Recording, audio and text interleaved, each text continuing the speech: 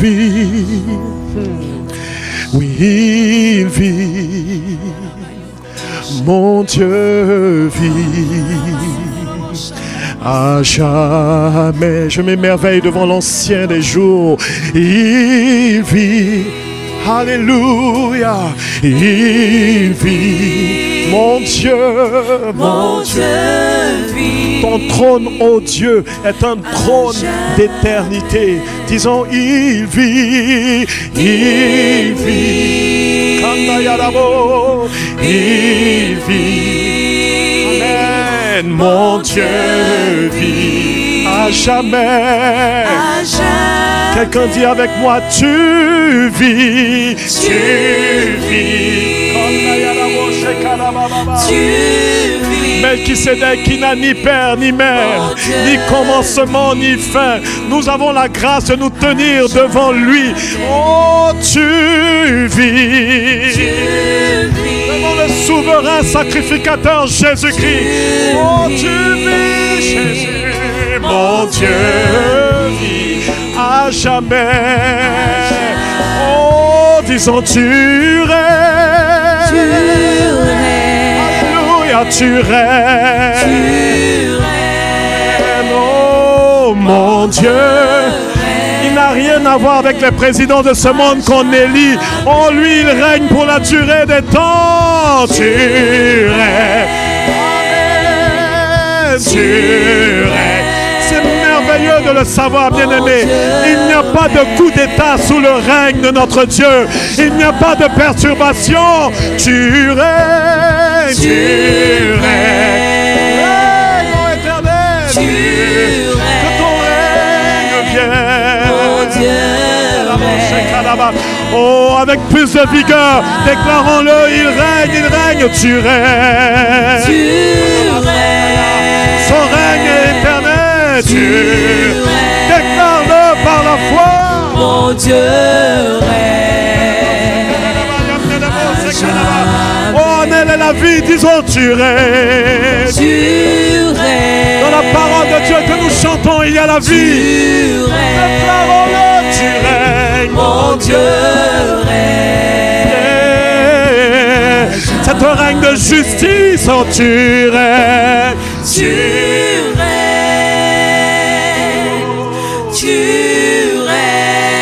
Mon Dieu règne. Mon Dieu règne. Le diable est un illusionniste. Il veut nous faire croire le contraire, mais tu règnes. Assis sur ton trône. Pourquoi est-ce qu'il y a du tumulte parmi les nations? Pourquoi est-ce que les oins se liguent contre mon oin? Je t'ai engendré, mon fils, tu règnes, Père, tu règnes. Tu règnes.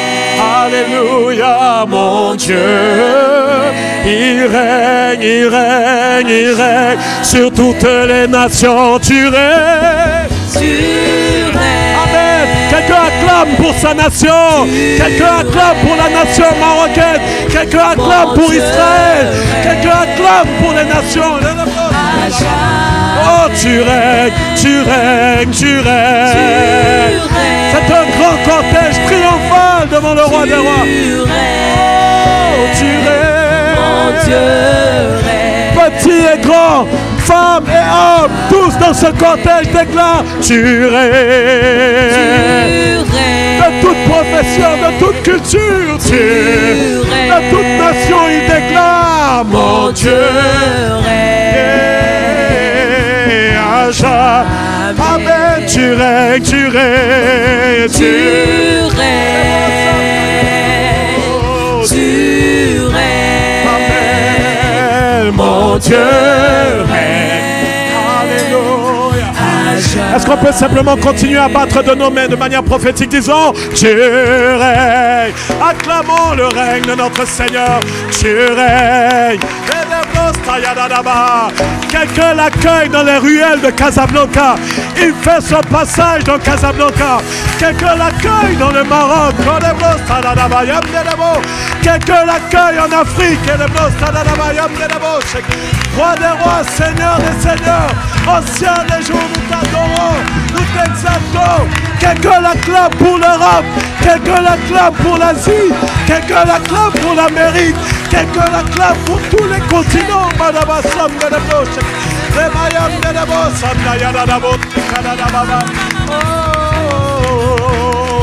Viens installer ton règne, Seigneur. Règne de paix, de justice et d'amour. Oh, nous sommes tellement heureux quand tu règnes, Seigneur. Oh, ton sceptre est un sceptre d'équité. Quand toi tu règnes, tu remets les choses en équilibre. Là où il y avait un manque, tu viens avec ta plénitude, Seigneur. Là où il y avait la tristesse, tu viens avec ta joie, Seigneur. Là où il y avait la pauvreté, tu viens avec ta richesse, Seigneur. Là où les hommes étaient insensés, tu viens avec ta sagesse. Ton sceptre d'équité remet les choses en ordre. Il remet les choses en ordre dans nos vies. Il remet de l'ordre dans nos nations. Ton règne remet de l'ordre dans la ville où nous sommes. Nous bénissons ton nom, Seigneur. Merci pour ton règne. Tu règnes, tu règnes, tu règnes, mon Dieu règne à jamais, à jamais. Oui, tu vis, ancien des jours, tu vis. Et tu nous communiques ta vie en Christ, mon Dieu vit. Alléluia. Quelqu'un reçoit sa vie pendant qu'il chante. Tu vis, une vie de qualité. Tu vis, mon Dieu vit. À jamais. Disons-le une dernière fois, tu vis. Tu vis. Tu vis. Mon Dieu vit. À jamais.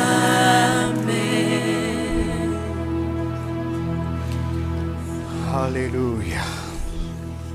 Tu es le Dieu vivant et vrai. Nous bénissons ton Saint-Nom. Nous te donnons l'honneur, la gloire, la louange et l'adoration, car tu es Seigneur. Tu vis en nous, tu es en ce lieu.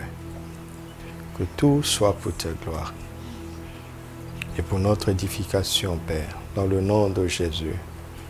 Amen. Gloire à Dieu. Bienvenue, bienvenue. Salutations. Saluons-nous les uns les autres. Alléluia. Bienvenue encore.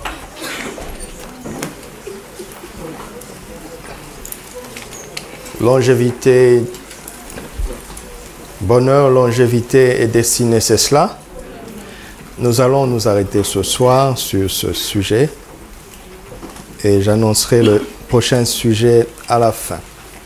Nous allons nous attarder ce soir sur l'idée biblique de la longévité. Genèse chapitre 3, verset 6.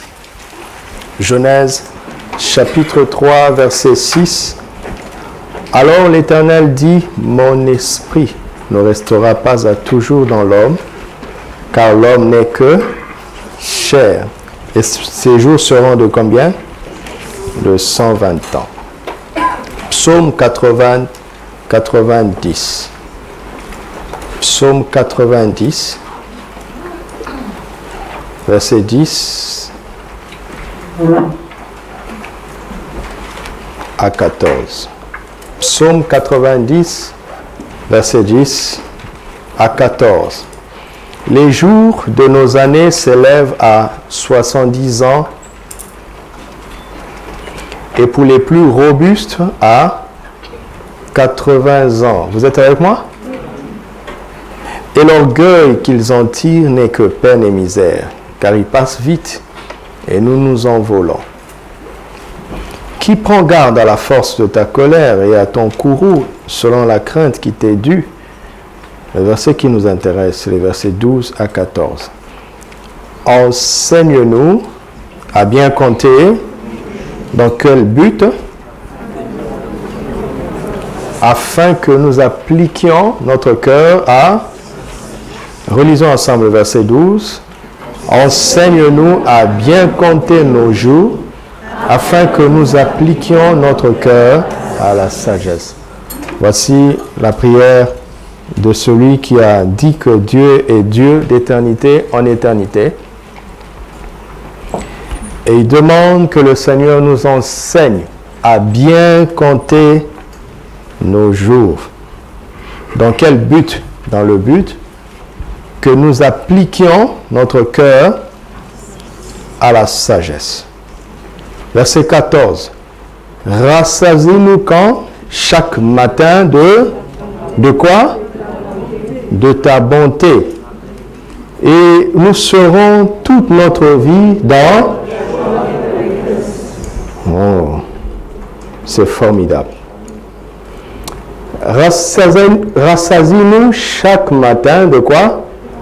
De ta bonté. Et si chaque matin, nous sommes rassasiés de la bonté du Seigneur, qu'est-ce qui va se passer?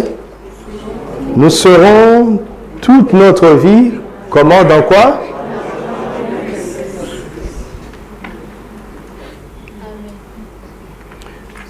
Si nous sommes rassasiés chaque matin de la bonté du Seigneur, nous serons toute notre vie dans la joie et dans l'allégresse. Chaque jour, enfin, chaque matin est un élément capital. Seigneur, aide-moi. Dans la durée de notre vie sur terre, nous voyons dans la pensée de Dieu, ce qui est important, ce sont les jours qui constituent le nombre de nos années sur terre. OK? OK. Oui. Voilà. L'élément clé qui caractérise la qualité de notre existence sur la terre, ce n'est pas le nombre de nos années. Mais c'est la qualité de chaque jour qui constitue ces années. N'est-ce pas? Et Jésus a dit, à chaque jour suffit sa peine. Chaque jour compte pour Dieu. Avant de voir trop loin, de viser 120 ans ou 70 ou 80, je ne sais combien, n'allons pas très loin. Revenons à la qualité de chaque jour que nous vivons sous le regard du Seigneur. Alléluia. Et Moïse va plus loin. Certes, c'est la qualité de chaque jour qui compte, mais chaque jour commence par le matin. Vous m'entendez? Ce que nous faisons le matin, c'est le plus important pour déterminer la qualité de nos jours et évidemment de nos années et finalement de notre existence sur la terre. Vous m'entendez? Vous m'entendez? Demande à deux personnes, comment t'es-tu réveillé ce matin? Et qu'as-tu fait quand tu t'es réveillé? Vas-y, posez la question, posez la question. Hé, là-bas, on ne pose pas la question. Viens, touche la sœur. Posez-vous la question. Et répondez.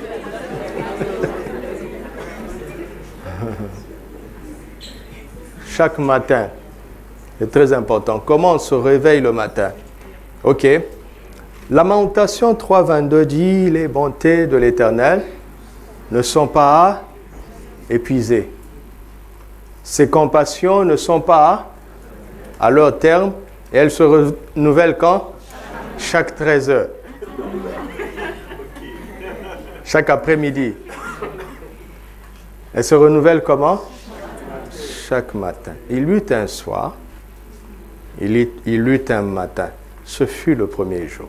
Il eut un soir, il eut un matin. Ce fut le deuxième jour. Et ainsi de suite.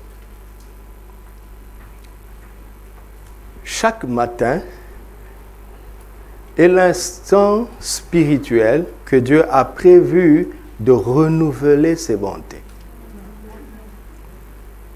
Vous m'entendez? Le matin est un instant spirituel que Dieu a prévu de renouveler ses bontés. Pourquoi? Parce que nous le chantons et nous le disons, car tes bontés vaut mieux quoi? Ça veut dire quoi? Vous avez déjà chanté ça, non? Vous savez que c'est la parole de Dieu. Car ta bonté vaut mieux que la vie.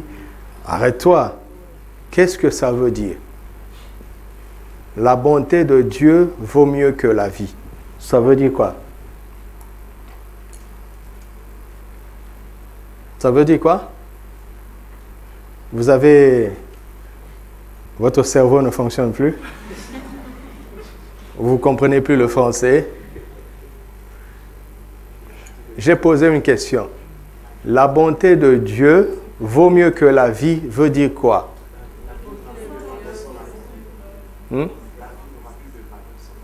La vie n'a plus de valeur sans la bonté. Un peu plus simplement, la bonté est supérieure à la vie. Oui, quelqu'un d'autre? Sans la bonté, il n'y a pas la vie. On commence à s'éloigner, oui.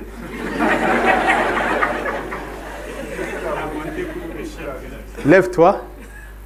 Lève-toi. Et vas-y, dis-le à haute voix. Je préfère la bonté de Dieu par rapport à la vie. Ah.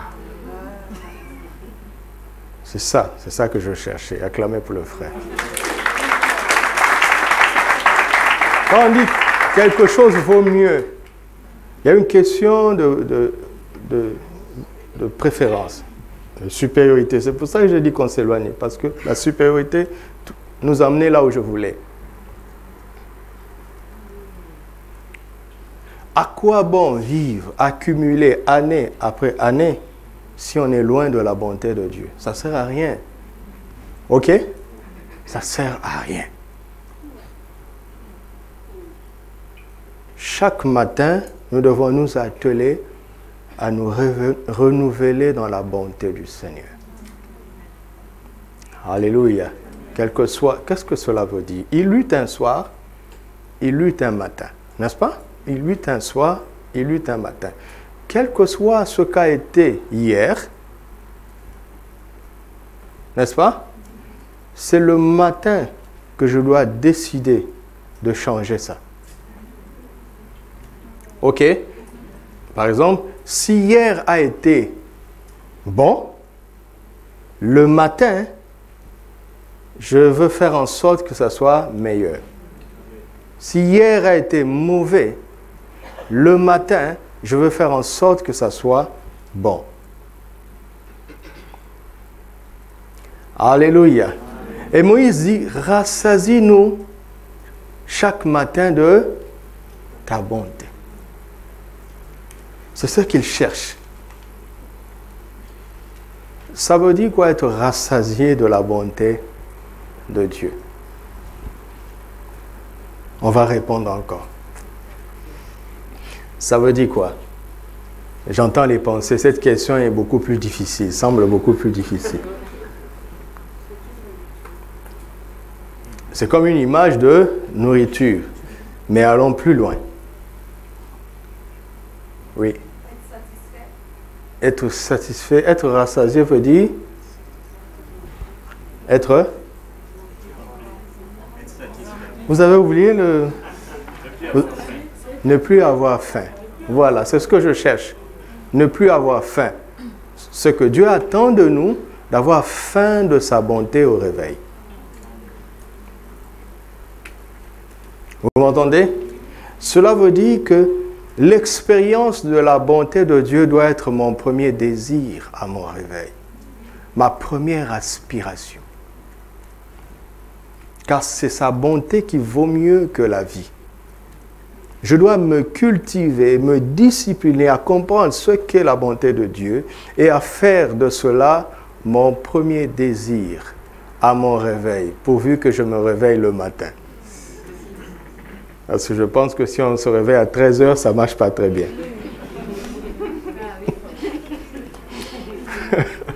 C'est un peu trop tard. Le matin est déjà passé. La livraison de la bonté est déjà passée.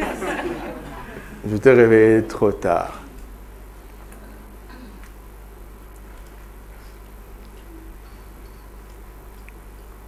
Qu'est-ce que ça veut dire?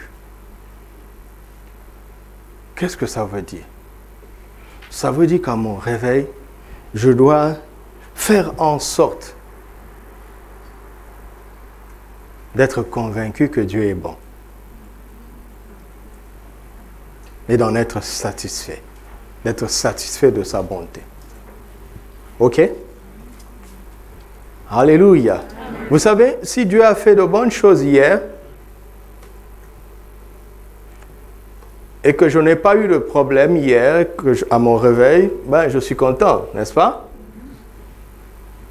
Mais non, Dieu ne parle pas de ça. Il ne parle pas d'une adoration qui est fondée sur ce qu'il a été hier. Il ne parle pas de ça. Il parle d'une adoration qui est fondée sur ce qu'il est pour moi aujourd'hui. Alléluia. Parce que dire que Dieu est bon, c'est tout simplement l'adorer. On commence à comprendre? Comment on se rassasie chaque matin de sa bonté, c'est en pratiquant l'adoration dès le réveil. Vous me suivez? En se focalisant sur son caractère invariable. Dieu est invariablement bon. Indépendamment de circonstances favorables ou non. Dieu reste bon. Et je veux l'adorer jusqu'à ce que cela devienne réel pour moi. Quand ça devient réel pour moi, je sais que j'ai la permission de me lever et de vaquer à mes activités.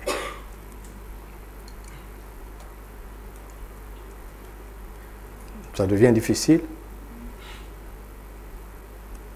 Parce que sa bonté vaut mieux que la vie. Si je cours pour remplir ma journée, n'est-ce pas?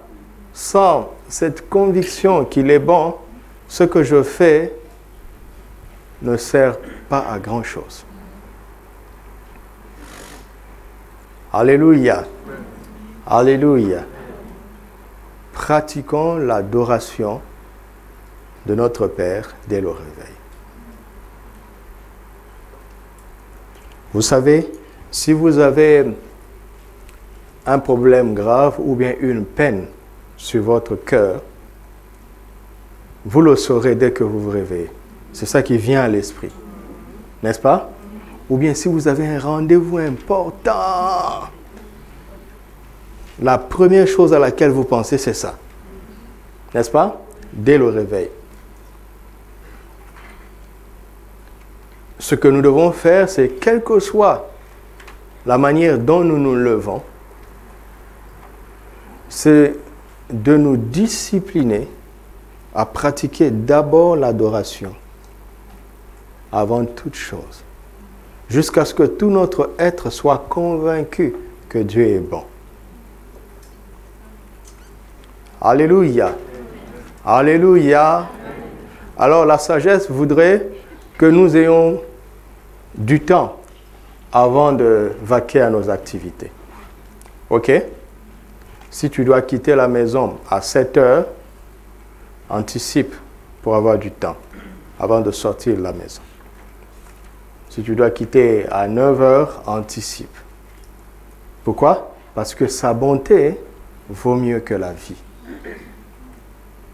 Alléluia. Et Moïse a compris ça. Il a compris ça parce que quand nous parlons de longévité, comme tous les passages que nous allons lire, Dieu a souvent associé le bonheur à la longévité. Pour Dieu, il n'est pas question que l'on vive longtemps en étant malheureux. Il vaut mieux partir. OK? Parce que la vie, en étant malheureux, elle ne sert à rien. Il vaut mieux partir. Quand j'étais très jeune, vraiment très jeune, nous habitions à un quartier.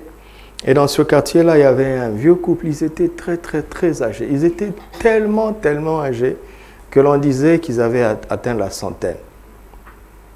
Tous leurs enfants avaient grandi, étaient partis. C'est vrai que les enfants prenaient vraiment soin d'eux, mais ils étaient restés tout seuls, monsieur et madame. Ils étaient inséparables. Inséparables. Mais quand la dame est partie, le monsieur disait que ça, il ne voit plus pourquoi il va encore vivre sur la terre. Et quelques semaines après, il a rejoint son épouse.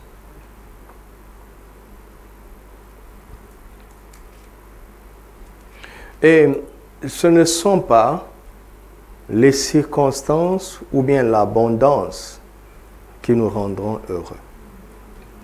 C'est la communion avec Dieu. D'accord? D'accord? Est-ce qu'on est d'accord? Voilà. On est d'accord. Et c'est une pratique quotidienne. C'est une question de chaque jour et en particulier de chaque matin. Alléluia.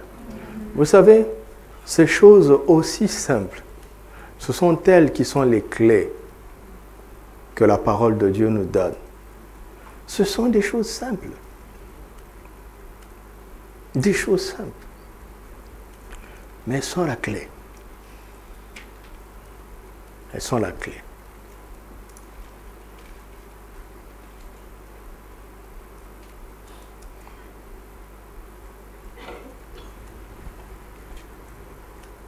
Alléluia.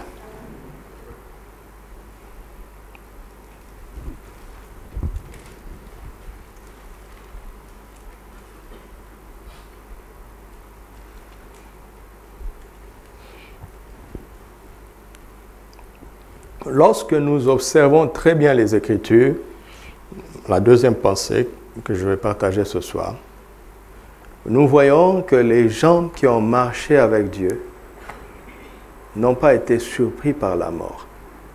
N'est-ce pas? Ils se sont bien préparés avant de partir.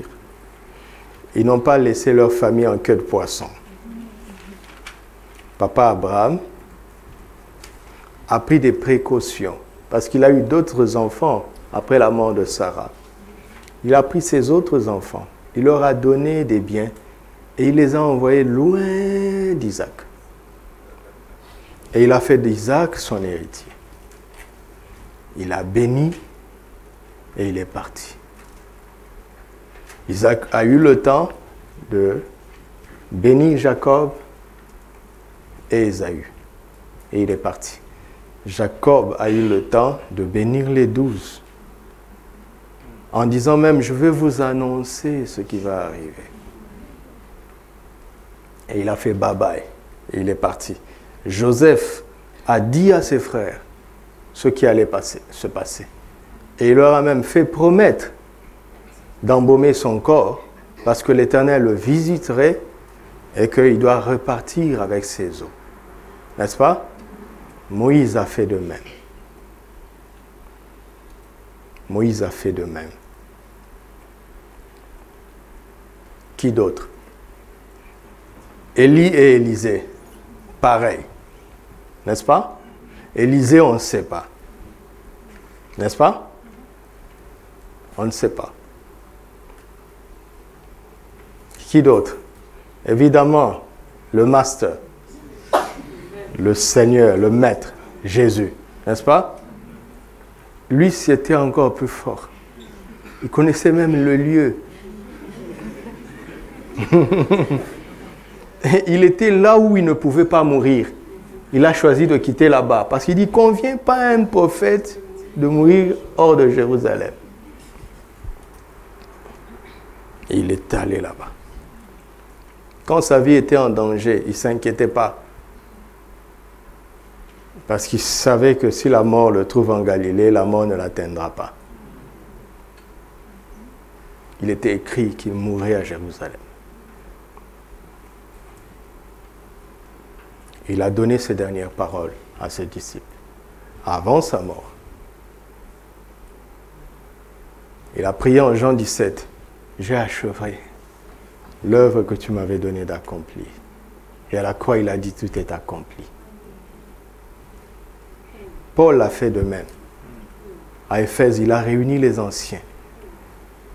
Il leur a dit au revoir. Paul a été souvent en danger. Mais en 1 Timothée 1, il lui dit, je viendrai te voir.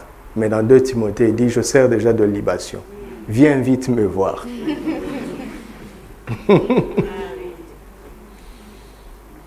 Parce que la vie d'un homme qui marche avec Dieu est entre les mains de Dieu seul. Jamais entre les mains d'un homme, d'une puissance ou des circonstances. Jamais. Jamais. Il a parlé aux anciens d'Éphèse. Il leur a dit ce qui allait arriver.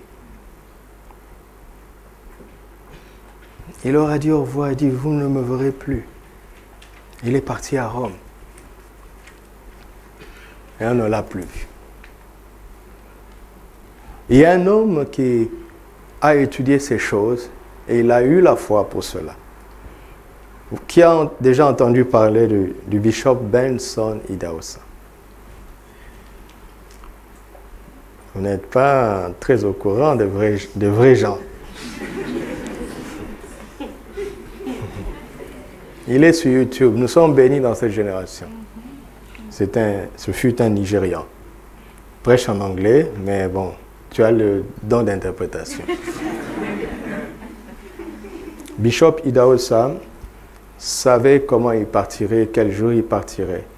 Et il savait que ce serait un dimanche. Et il avait déjà dit qu'il prendrait la Sainte Seine, il prêcherait son dernier sermon. Après, il irait s'asseoir. Les gens n'ont pas cru. C'est ce qui s'est passé vraiment. Il est mort sans maladie, sans douleur. Il se reposait. Vous m'entendez? Vous dites, oui, c'était un prophète. Non, un prédicateur. Ouais. Ça, c'est pour les pasteurs. Ma sainte grand-mère aussi est partie comme ça. Elle ne savait ni lire, ni écrire. Ce n'était pas une prédicatrice. Mais c'est une femme qui était pleine d'amour. Elle connaissait Dieu à sa manière. C'est une énigme pour moi. Je ne sais pas comment elle a fait pour connaître le Seigneur de cette façon. Elle n'avait pas la connaissance de l'Évangile comme nous, mais elle transpirait l'amour. Et j'ai eu une forte relation avec elle, une très forte relation. Elle m'a appris beaucoup de choses. Elle n'avait pas peur de me dire des choses élevées dans mon cerveau d'enfant. J'avais enregistré. Et en grandissant, ces paroles reviennent et je les comprends mieux. À l'époque, je ne comprenais pas du tout. Mais elle a semé beaucoup de choses en moi. Et quelque temps avant sa mort, 2 ans avant sa mort, on a muté mon père par son travail dans une autre province. Donc nous avons fait 18 mois là-bas. Et après une année, nous avons appris que la santé de la grand-mère devenait de plus en plus fragile. Et heureusement, nous sommes revenus donc à Kinshasa.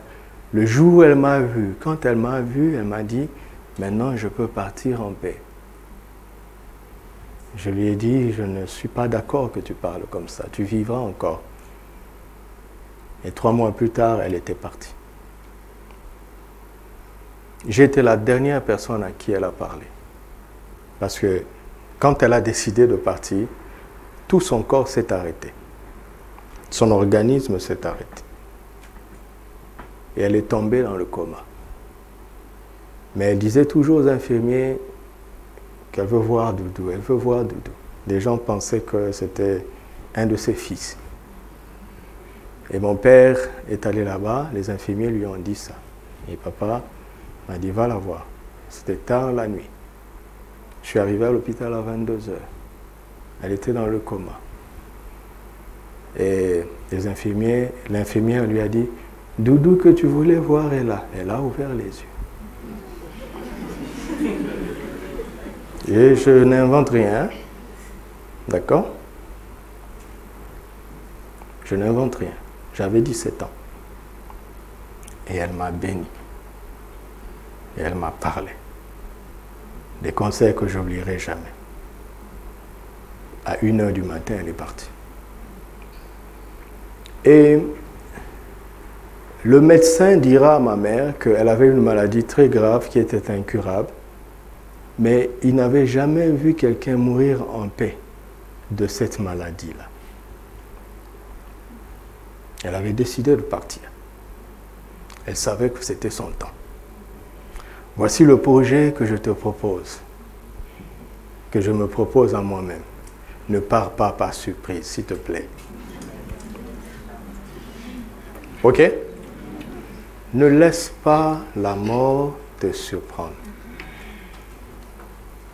D'accord? Tu le veux? Voilà. Enoch marcha avec Dieu et il ne fut plus.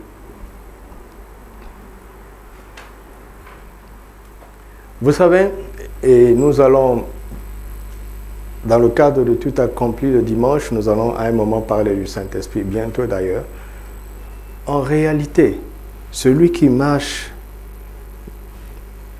qui a une bonne communion avec le Saint-Esprit, ne sera pas surpris par l'enlèvement. Je veux vous le montrer bibliquement. Vous savez, les 5 vierges qui étaient folles, elles étaient insensées. N'est-ce pas? Qu'est-ce que Moïse demande dans sa prière? Enseigne-nous à bien compter nos jours afin que nous appliquions nos cœurs à quoi? Donc, si ton cœur est appliqué à la sagesse, tu seras dans la catégorie des vierges sages. Et il y aura toujours de l'huile, tu auras une réserve d'huile dans ta lampe. Et le jour où l'époux vient, tu ne seras pas surpris. Ok? Pourquoi je dis ça? Parce qu'elles étaient à leur place. Mais les folles n'étaient pas là. Par manque de sagesse. Vous m'entendez? Celui qui marche avec le Saint-Esprit aura en lui ce sentiment d'urgence qui fera qu'il ne passera pas à côté de l'enlèvement. De la même manière, celui qui marche avec le Saint-Esprit ne sera pas surpris par la mort. Quand la fin de ses jours, quand son pèlerinage sur la terre s'arrête, il le saura. Et il prendra des dispositions pour bénir les gens, mettre de l'ordre et dire bye bye, à nous revoir dans l'éternité. Alléluia. Nous parlons de chaque chose que nous disons dans la Bible, c'est pour que nous le pratiquions. Parce que c'est une école pratique. Amen. Amen. Combien de désordre l'on voit dans des églises ou dans les familles parce que le pasteur ou papa est parti en catastrophe. Personne n'était préparé, même pas lui. Et on n'a pas pris les dispositions qui s'imposent. On ne sait même pas qui doit être son successeur, qui est son héritier. Et après son départ, c'est le chaos. Dieu n'a pas prévu qu'il en soit ainsi. Alléluia. Est-ce que vous êtes d'accord avec moi? Nous sommes des pèlerins sur la terre. Ok? Nous sommes des pèlerins. Regardez, un pèlerin, il n'a pas le même comportement qu'un autochtone. Il y a certains pays qui ont connu des Peuls. Vous connaissez les Peuls? les éleveurs qui sont des pèlerins. Vous voyez? Ils ont un comportement différent. Leurs maisons sont des tentes. Ils ne font pas d'immeubles parce qu'ils vont bouger. Je ne vous dis pas de ne pas construire une maison. Que Dieu aide chacun à avoir une maison. Mais tu dois savoir que tu es un pèlerin. Donc ton comportement sur la terre doit être différent. Amen. Un pèlerin ne se fixe pas définitivement là où il est et il guette toujours l'instant de départ. Il le guette. Il le guette. Et quand l'évangile qui est prêché dans l'église devient trop terrestre, les chrétiens oublient qu'ils sont des passages sur la terre. Vous entendez? Ils oublient ça. Et à force de se fixer dans les choses de la terre, on perd cette capacité d'écouter l'esprit. Et il y a des choses qui pourraient nous surprendre. Mais un pèlerin ne peut pas être surpris ni par la mort, ni par l'enlèvement. C'est ça mon projet, mon sujet de prière. Mon premier sujet de prière ce soir, c'est de dire, Seigneur, fais que je ne sois jamais surpris, ni par la mort, c'est-à-dire quand le moment viendra pour moi de quitter la terre, ni par l'enlèvement, si jamais Jésus arrive avant que je ne quitte la terre. Alléluia. Est-ce que vous avez besoin de ce que je parle? Voilà, parce que il se peut que tu dises, oh non, moi j'ai besoin que tu me montres comment résoudre les problèmes de la vie. C'est prévu aussi dans la Bible, d'accord? Mais respectons chaque sujet, ok? Alléluia. C'est très important. C'est très important. C'est très important. C'est très important. Et quand tu vis comme ça, tu es conscient pas seulement de ton départ de la terre, mais des étapes de ta vie. Pour ne pas t'accrocher là où ton temps est fini. Quand tu discernes ça, tu crées des conditions, tu prépares et tu te déplaces. Je veux vous le montrer dans la Bible. Je veux vous le montrer. Comment il y a une relation entre le bonheur, la longévité et le territoire que Dieu a prévu pour nous. On va le lire tout de suite. On va le lire tout de suite. Allons-y. Alléluia. Autre chose que je veux nous dire simplement, c'est que il y a un terme que Dieu a fixé souverainement concernant la vie de chacun.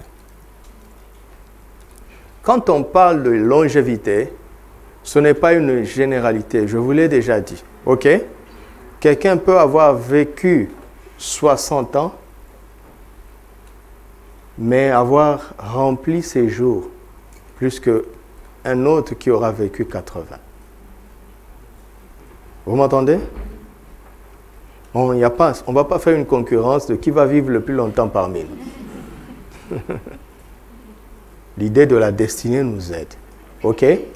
Le sujet plutôt c'est nous voulons que chacun accomplisse sa destinée. Alléluia. Jésus a vécu seulement 33 ans, n'est-ce pas? 33 ans.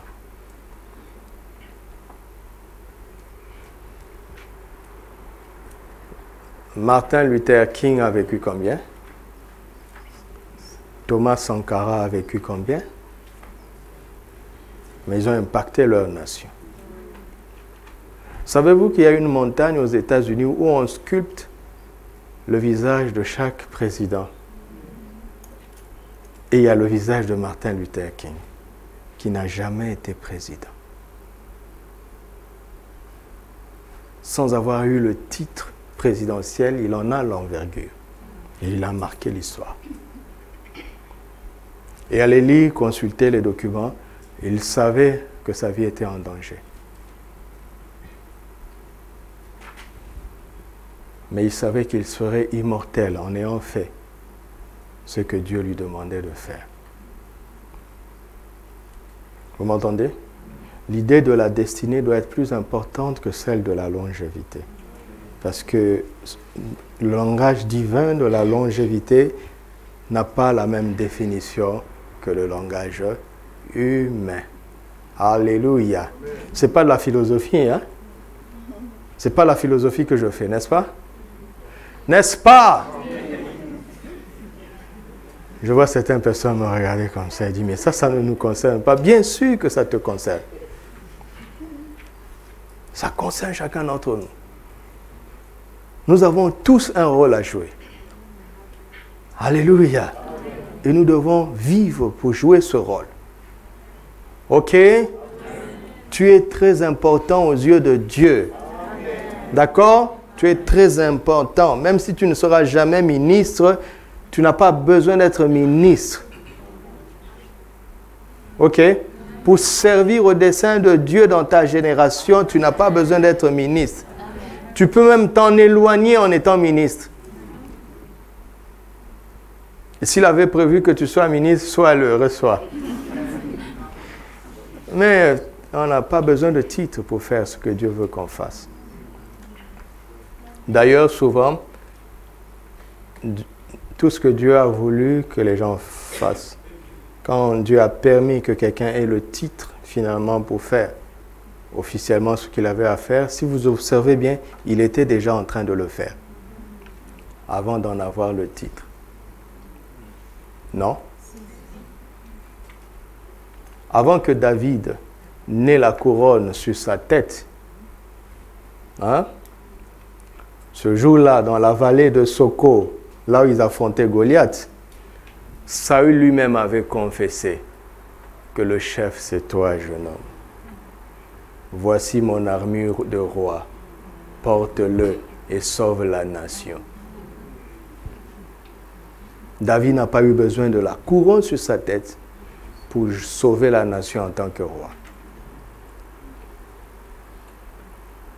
Ok? Le Seigneur veut te trouver en train de faire ce qu'il avait déjà prévu que tu sois, avant d'officialiser ta fonction spirituelle.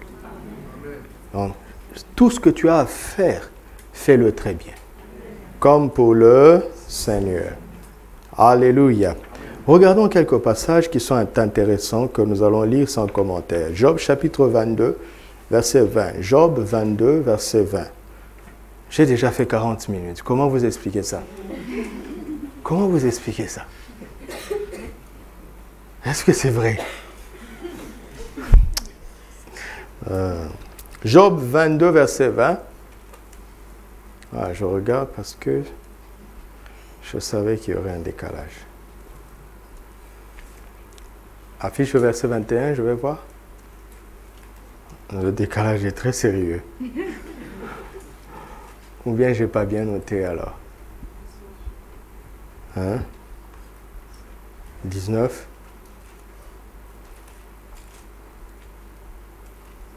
C'est très sérieux.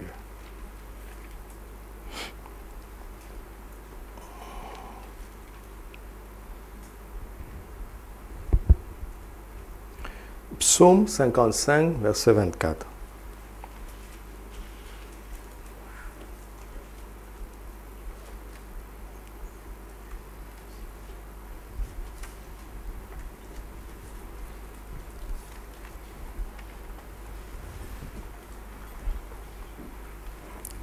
Psaume 55, verset 24.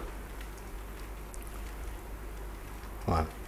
Et toi, ô Dieu, tu le feras descendre au fond de la fosse. Les hommes de sang et de fraude n'atteindront pas quoi?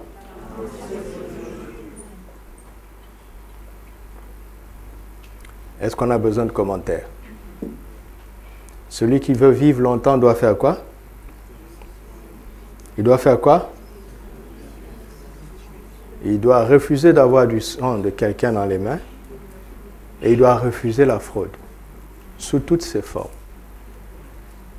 Tu peux parler en langue comme tu veux. D'accord? Et confesser Romains 8, 11 comme tu veux. C'est l'esprit de celui qui a ressuscité Jésus d'entre les morts. L'esprit dit, mais Jésus lui-même, il était un homme droit.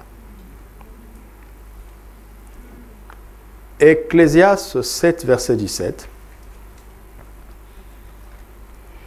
Ne sois pas méchant à l'excès et ne sois pas insensé. Pourquoi mourrais-tu quand? Avant le temps. Avant le temps. Ok. Avant le temps. Cela veut dire que ce n'était pas la volonté parfaite de Dieu.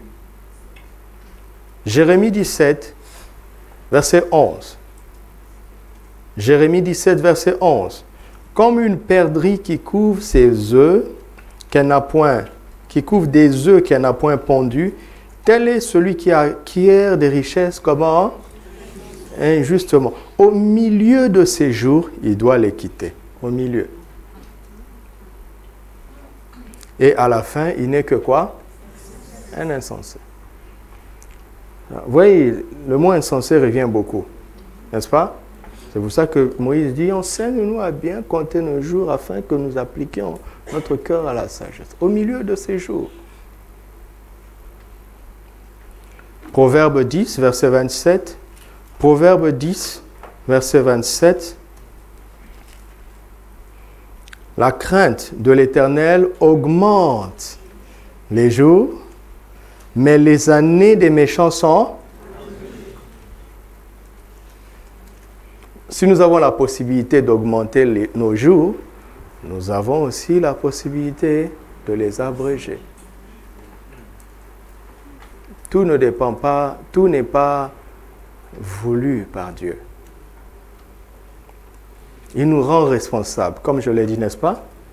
Il a mis les clés entre nos mains. Il dit, voici, j'ai mis devant toi la vie et la mort. Choisis la vie. Ok? Il dit, si quelqu'un veut aimer sa vie et vivre des jours heureux, si. Vous m'entendez? Alors, quelle est la sagesse divine de la longévité alors? Parce que jusque-là, j'ai lu des versets négatifs qui nous montrent que celui qui méprise les lois de Dieu, en résumé, s'appelle un insensé et il peut abréger ses jours. D'accord? Ça, c'est le côté négatif. Mais ce n'est pas le négatif qui nous conduit. Le négatif est important parce qu'il nous montre qu'il y a une sanction quand on enfreint les lois de Dieu. OK? Mais Dieu est notre Père. Dieu est notre Père. Il veut nous rendre sages pour que nous vivions longtemps heureux et que nous accomplissions notre destinée sur la terre. Dieu est notre Père. Alléluia. Alors, Moïse a été exaucé. Vous m'entendez? Moïse a été exaucé parce qu'il a prié. Il a dit, Seigneur, enseigne-nous à bien compter nos jours, afin que nous appliquions notre cœur à la sagesse. Et Dieu a exaucé sa prière. Et finalement, il va nous laisser des secrets dans les 5 premiers livres qu'il a écrits et qui nous montrent qu'il a reçu cet enseignement. D'accord? Il a reçu cet enseignement. Moïse a été exaucé. Et tous ceux qui, après Moïse, puisque sa prière dans le psaume 90 est devenue la parole de Dieu, n'est-ce pas? Tous ceux qui sont tombés sur la parole de Dieu, qui était la prière de Moïse, et qui ont prié cette prière, ont aussi à leur tour été exaucés. Et c'est la somme de leurs exaucements qui constitue la parole de Dieu que nous allons étudier pour comprendre comment compter nos jours selon Dieu. Dans le but, pas de vivre longtemps, mais d'appliquer nos cœurs à la sagesse. Pourquoi? Parce que l'insensé abrège ses jours. Mais le sage les augmente. Vous m'entendez? C'est comme une personne qui demande de l'argent pour payer ses factures à la fin du mois et celui qui demande du travail. Celui qui demande du travail, sa prière inclut la prière de celui qui demande de l'argent pour les factures. Mais sa prière est plus large, elle est plus sage, elle est plus responsable. Ok? Parce que tout ce que nous demanderons en son nom par la foi, il nous le donnera, n'est-ce pas? Si tu demandes de l'argent pour les factures à la fin du mois, tu seras exaucé en fin février. Mais tu seras obligé de faire la même prière pour fin mars. Mais celui qui prie pour avoir du travail,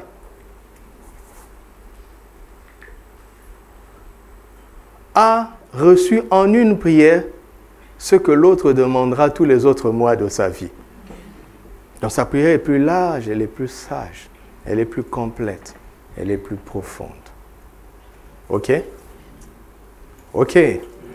Alors, nous commençons par Ézéchias, 2 Rois chapitre 20, versets 1 à 7. 2 Rois chapitre 20, versets 1 à 7 est une histoire dans laquelle nous pouvons apprendre beaucoup de choses. Beaucoup de choses sont dites dans cette histoire, dans la vie de cet homme, mais nous allons rester dans le cadre de notre contexte. En ce temps-là, Ézéchias fut malade à la mort. Le prophète Ésaïe, fils d'Amoth, vint auprès de lui et lui dit, « Ainsi parle l'Éternel, donne tes ordres à ta maison. » Vous voyez, Dieu est le même, n'est-ce pas? Il n'aime pas que quelqu'un parte sans prendre des précautions après lui. Il ne veut pas qu'un roi parte comme ça. Il ne veut pas qu'un père parte comme ça. Il ne veut pas ça. Il ne veut pas qu'une autorité ne parte comme ça. Il ne veut pas ça. Verset 2. Ézéchias tourna son visage contre le mur et fit cette prière à l'Éternel. Ô Éternel, souviens-toi que j'ai marché devant ta face avec fidélité et intégrité de cœur. Autrement dit, je n'ai pas marché dans la fraude. N'est-ce pas? Je n'ai pas marché dans la fraude. Je n'ai pas vécu comme un insensé. Vous voyez? Ce n'est pas la prière d'une personne qui tient à vivre longtemps. C'est la prière d'une personne qui connaît les lois de Dieu.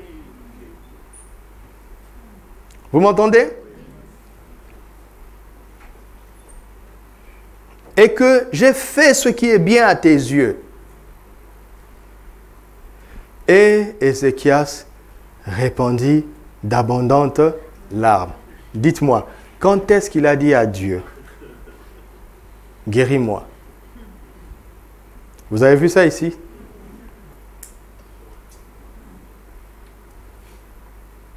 Il ramène Dieu aux Écritures. Il ramène Dieu à ses principes. Et il ne lui impose pas sa volonté. Il ne lui impose pas sa volonté. Mais il ramène Dieu à ses principes. Verset 4. Ésaïe qui était sorti n'était pas encore dans la cour du milieu lorsque la parole de l'Éternel lui fut adressée en ces termes. Retourne et dis à Ézéchias, chef de mon peuple, ainsi parle l'Éternel, le Dieu de David ton père. J'ai entendu ta prière, j'ai vu tes larmes. Voici, je te guérirai. Le 3e jour, tu monteras à la maison de l'Éternel. J'ajouterai à tes jours, combien? 15 années. Et je te délivrerai, toi et cette ville, de la maison du roi d'Assyrie. Et je protégerai cette ville à cause de moi et à cause de David, mon serviteur. Ésaïe dit, prenez une masse de figues. On la prit et on l'appliqua sur l'ulcère et Ézéchias guérit. Dieu a ajouté 15 années à la vie de cet homme. Ok? Pourquoi? Parce que Ézéchias a marché devant sa face avec fidélité et intégrité de cœur. Et il a fait ce qui est bien à ses yeux. Ok? Alléluia. Regardez. Vous me suivez? Regardez. Si Ézéchias avait donné des ordres dans sa maison pour organiser son départ. Il serait parti, n'est-ce pas? Et il n'y aurait pas de désordre après lui. Parce que Dieu a approuvé comment il a vécu. Et il a prévenu. Sauf que Dieu nous a laissé le choix. Il avait dit dans le psaume 34, « Si quelqu'un veut vivre heureux et longtemps », est-ce que quelqu'un croit ça? Même les médecins te diront que c'est difficile, quand quelqu'un a une maladie délicate, c'est difficile de la soigner si elle ne veut pas lutter. Les médecins, vous pouvez me confirmer, non? C'est difficile. Si elle veut partir, même le traitement devient faible à cause de son choix. Dieu est d'une intégrité extraordinaire. D'une part, il prévient l'homme, mais Dieu n'a pas oublié sa parole. Et nous avait laissé le choix.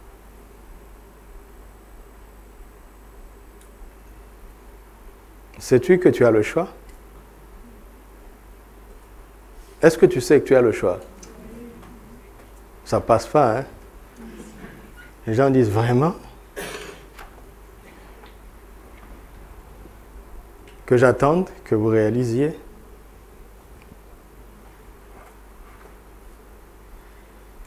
Nous avons le choix. Et vous savez, le problème de l'ignorance ou de la chair, ce qui nous pousse à faire toujours le mauvais choix. Quand on dit « éloigne ta langue du mensonge », vous allez voir que c'est plus facile de mentir que de dire la vérité. Et ce que l'homme oublie, c'est qu'en pratiquant le mensonge, il fait le choix de ne pas vivre longtemps. Il ne sait pas.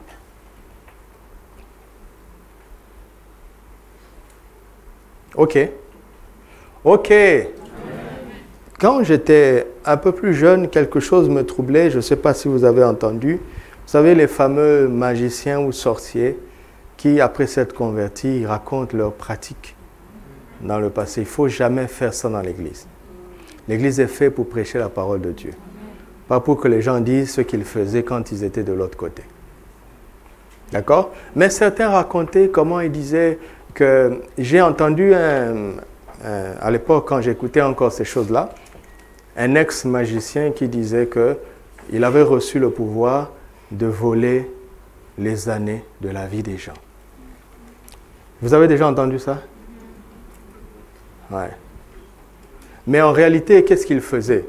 En réalité, il n'avait pas ce pouvoir, mais il poussait les gens à faire ce qu'on doit faire dans la parole pour abréger le nombre de ces jours.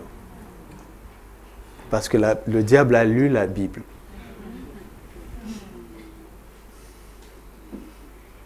Ok?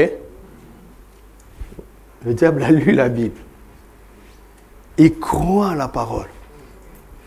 Parce qu'il connaît l'intégrité de Dieu. Si Dieu dit que le mensonge va écourter la vie de quelqu'un, si un sorcier veut écouter la vie de quelqu'un, il va te donner l'impression qu'il fait de pouvoir magique. Mais le pouvoir magique, enfin les cérémonies, c'est pour te tromper, pour t'impressionner, au point que quand il te dit, maintenant quand tu vas rentrer, si on te demande d'où tu viens, tu vas dire ceci, ce qui est un mensonge. Vous m'entendez?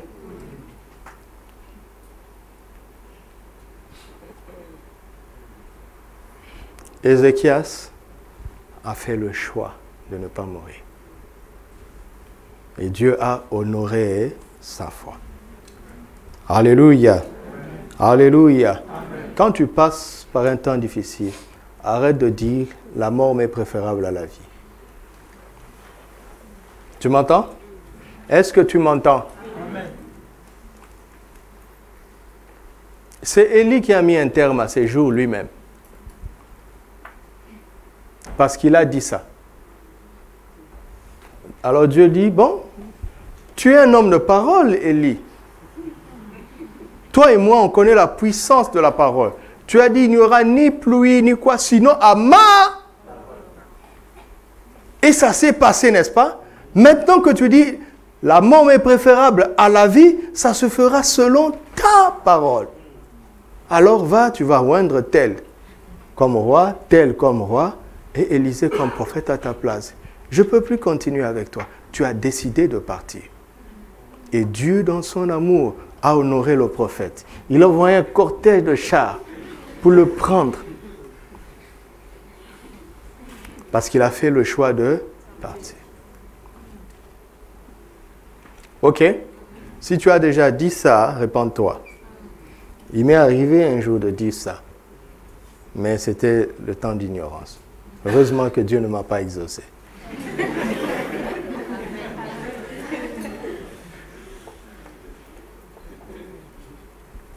Ok? Ne parle plus comme ça. D'accord? Oh, cette affaire-là va me tuer.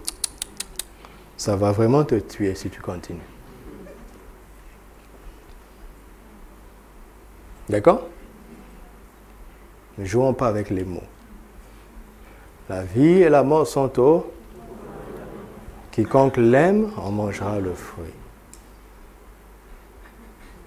Ézéchias a eu une bonne confession.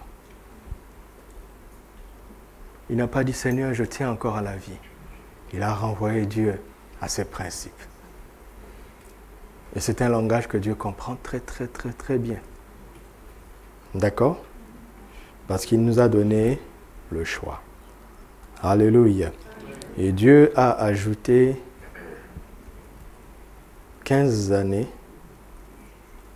à ses jours.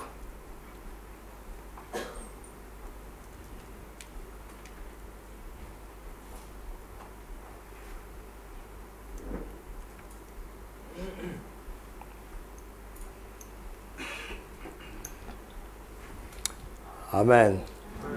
L'histoire d'Ézéchias est là pour renforcer l'idée selon laquelle Dieu nous a donné le choix. Ok? Dieu nous a donné le choix.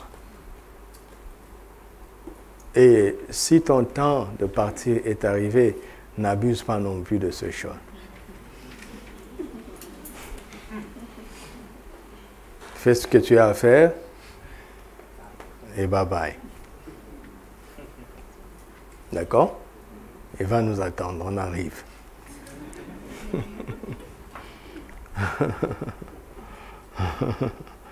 Alors, quelques éléments de la sagesse divine pour vivre longtemps. Et quand je dis vivre longtemps, vous savez que c'est vivre longtemps heureux en accomplissant notre destinée. D'accord? D'accord.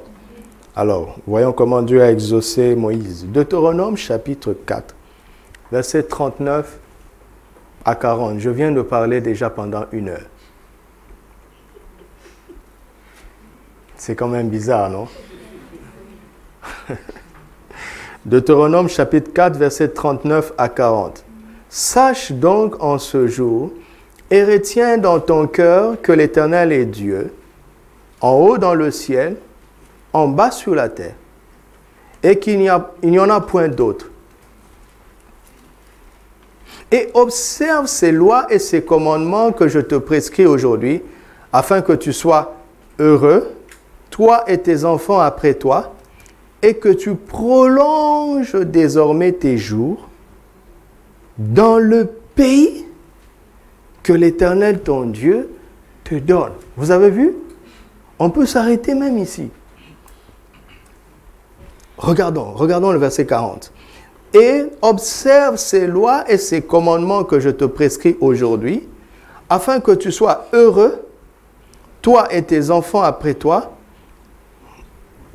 et que tu prolonges désormais tes jours, pas n'importe où, n'est-ce pas? Dans le pays que l'Éternel, ton Dieu, te donne. Alléluia. Amen. Si nous observons la parole de Dieu, ok, nous serons heureux et nous prolongerons nos jours. Ai-je raison de parler ainsi? Celui qui observe la parole de Dieu sera heureux et prolongera ses jours. Amen. Mais soyons plus précis. Dans le pays, pas que le pays qu'il a choisi, mais dans le pays que le Seigneur lui donne. Alléluia. Réfléchissez un peu. Vous savez, chaque être vivant dépend d'un milieu de vie. N'est-ce pas?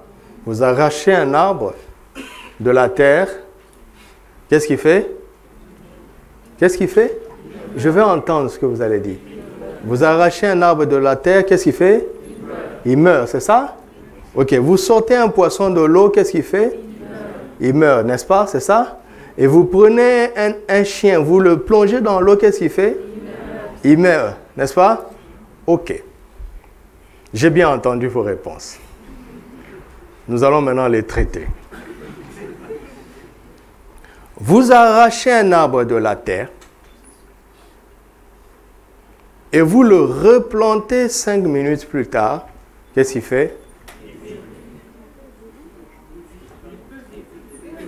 Voilà, il peut vivre. Ok? Vous sortez un poisson de l'eau et vous le replongez 2 minutes plus tard. Qu'est-ce qu'il fait? Vous plongez un chien dans l'eau et vous le sortez 2 minutes plus tard. Qu'est-ce qu'il fait? Il vit. Il vit. N'est-ce pas? Bon, on te prend toi. On te plonge dans l'eau et on te sort 3 minutes après. Qu'est-ce que tu fais? Tu vis. Donc vous arrachez un arbre du sol, pas qu'il meure, il mourra. N'est-ce pas? Vous sortez un poisson de l'eau, pas il meurt, il mourra. La mort est différée selon le temps.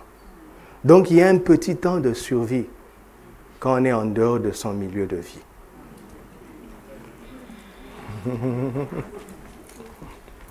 N'est-ce pas? Il y a un temps de survie en dehors de son milieu de vie et la survie, ce n'est pas la vie. Amen. Vous m'entendez? La survie, ce n'est pas la vie.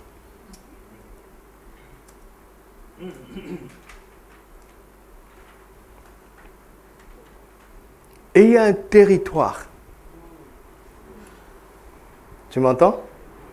Où tu dois être pour être heureux et vivre longtemps. Il y a un pays. Il y a un pays. Vous m'entendez? Il y a un pays. Et comment on fait alors? La question à 20 000 euros. Comment on fait pour trouver ce pays?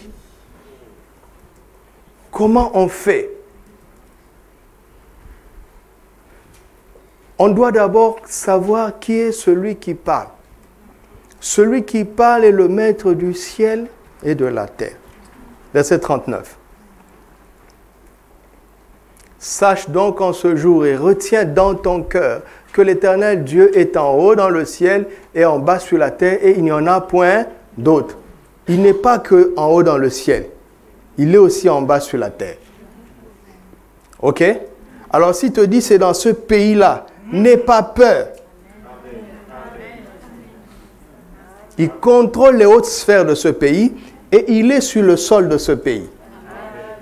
Il est le boss. Il est Dieu. Parce que qu'est-ce qui ferait que quelqu'un ne voudrait pas aller ou rester dans le pays que Dieu lui donne? Qu'est-ce qui ferait ça? C'est qu'il aurait l'impression que ce pays n'est pas favorable. Alors que c'est le pays de sa longévité. Et si l'ennemi veut écourter la vie de quelqu'un, et le rendre malheureux, il va lui donner envie d'aller dans le pays que le Seigneur ne lui donne pas. Il va lui faire miroiter des choses, lui donner des idées alléchantes pour que la personne choisisse et parfois même se batte pour aller là où il ne peut pas être heureux et ne pas vivre longtemps. Vous entendez?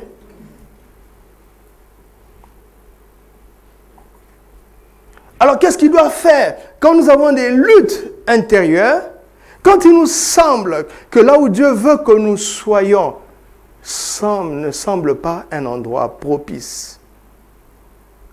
Assis-toi et dis-toi, pourquoi ce pays que tu sais être le territoire que Dieu te donne te semble défavorable? Et prends une feuille, note, c'est à cause de ça. C'est à cause de ça.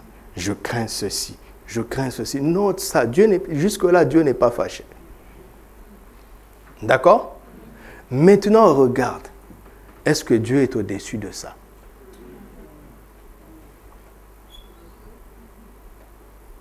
Est-ce que Dieu est là-bas?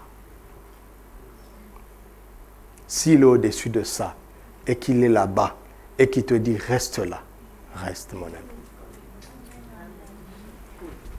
Vous imaginez si un poisson prie de tout son cœur pour aller vivre sur la terre?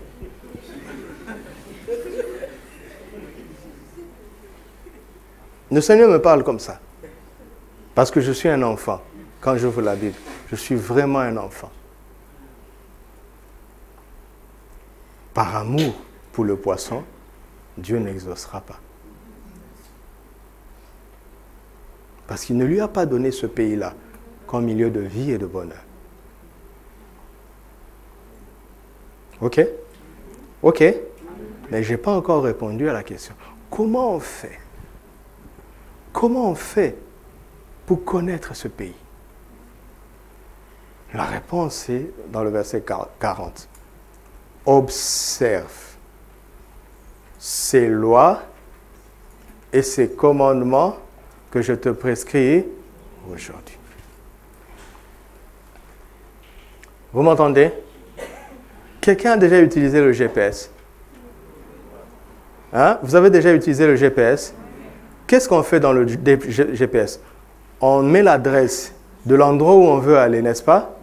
À partir de ce moment-là, tu es sous l'autorité de cette voie. N'est-ce pas? Tu te dis, tourne à gauche, roule 200 mètres. Au prochain rond-point, prends la 3e sortie. N'est-ce pas? C'est en obéissant à plusieurs commandements que tu finis par arriver là où tu dois être. Le secret, c'est ma vie quotidienne avec la parole de Dieu. Vous avez vu que je te prescris aujourd'hui? Mes amis, je parle avec assurance, je te facilite la vie. Trop de gens ont dit, va en retraite, 3 jours à sec pour connaître ta destinée. Ça ne marche pas comme ça. Je préfère vous dire la vérité une fois pour toutes. Ça ne marche pas comme ça. Ça ne marche pas comme ça.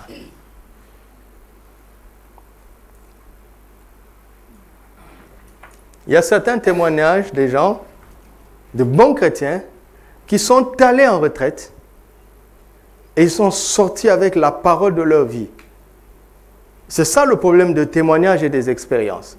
Ceux qui n'ont pas compris, c'est que pour avoir été de bons chrétiens, l'instruction de ce jour-là, parce qu'ils ont obéi, et l'instruction de ce jour, c'était « va prier ». Et en ayant prié, Dieu lui a donné une réponse. Mais ce n'est pas grâce à cette prière. C'est grâce à l'obéissance parce que ça a été un homme ou une femme obéissant depuis longtemps. Et on voit des gens désobéissants qui vont prier. Qui reviennent avec des paroles, tu as envie de fuir. Vous savez, au début, j'étais patient, j'accompagnais les gens. Mais Combien d'années je vous ai parlé? Ce temps-là est fini. Maintenant, ce que je fais, je dis, mon ami, ce n'est pas le Saint-Esprit. Il y a quelques personnes ici à qui j'ai dit ça rapidement. Avant, je ne faisais pas ça. Je t'accompagne pour que tu réalises. Mais pour m'avoir écouté pendant toutes ces années, je te dis, mon ami, ça, ce n'est pas le Saint-Esprit. Le Saint-Esprit ne peut pas dire ça. Il ne peut pas dire ça. Vous n'aimez pas le repos? Le repos, c'est quoi? C'est que je ne cherche pas à savoir si je serai pasteur. Je suis né de nouveau. À chaque jour suffit sa peine. Aujourd'hui, il me parle de l'adorer, de célébrer sa bonté chaque matin. Ça devient mon quotidien. Mais je ne sais pas qu'en obéissant, je suis en train de me diriger vers le pays de mon bonheur et de ma longévité. Et demain, il me parle d'égoïsme, je résous ce problème. Le lendemain, il me parle de la patience, je résous ce problème. Je ne sais pas que je suis en train d'avancer. Un matin, je me réveille, il dit, tu es appelé au ministère, et je me rends compte que tout le pays est préparé. Il y a une église qui m'attend. Il y a eu même des bouleversements pour que j'ai de l'espace. Qu'est-ce que je suis important? Non. Non. Qu'est-ce que j'ai été fidèle dans la durée?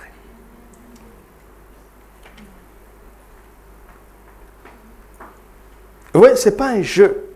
J'ai dit, enseigne-nous, n'est-ce pas, à bien compter nos jours, pas afin que nous vivions longtemps, mais que nous appliquions notre cœur à la sagesse. Parce que l'insensé abrège ses jours. Le sage les augmente. Je n'ai pas besoin de prier pour augmenter mes jours. J'ai besoin de vivre juste comme un sage. Vous voyez quelqu'un qui brûle un feu rouge et il fait un accident. Et il en sort avec un handicap. Et vous savez, le remords, il se dit, oh, si seulement j'avais respecté le feu. Il ne peut plus être heureux parce qu'il est rempli de remords. Tous les jours, oh, si seulement j'avais respecté le feu. Vous voyez quelqu'un qui boit, il fait un accident grave. Il dit, oh, si seulement j'avais été sobre. Et le raccourci en Afrique, on va chercher les sorciers. C'est le sorcier qui a pris la bouteille, qui a ouvert ta bouche. Il a mis un entonnoir et il a versé. N'est-ce pas insensé ça?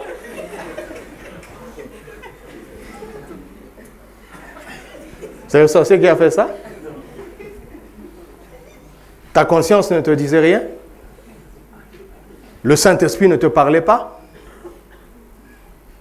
En continuant comme ça, tu ne feras jamais face à tes responsabilités, dont tu ne résoudras jamais tes problèmes, tu ne te repentiras jamais profondément. Alors que la repentance peut permettre à Dieu de renverser ça. Dieu peut te donner une guérison parce qu'il est bon. Vous entendez? Plein de gens écoutent leur vie pour de banalités. Je vous assure. Et après, on va faire une réunion de famille pour attraper tous les sorciers du village. Mais en réalité, le diable se plaît parce que il se sert de la folie de quelqu'un pour diviser les gens. Ça m'arrange. Et s'il avait été chrétien, vous voyez maintenant, d'autres pasteurs vont élever des théories. Ils disent, oui, c'est vrai que celui qui est en nous est plus grand que celui qui est dans ce monde, mais je connais un frère. On l'avait envoûté et ça a marché. Donc vous savez, celui qui est en nous, il est presque plus grand. Et il commence à ajouter des choses. Alors que la question, c'était simplement le manque de sagesse. Je ne suis pas en train de dire que le diable n'existe pas, que les démons n'existent pas, que les sorciers n'existent pas. Je ne sais pas ce que je suis en train de dire. Mais avant d'aller chercher ça, sois honnête. Sois honnête. L'Esprit t'avait dit de ne pas faire ça. Et tu le sais. Et tu te tais. Et tu laisses les intercesseurs aller chercher ailleurs. C'est pas gentil ça. Alors que tu connais la vérité.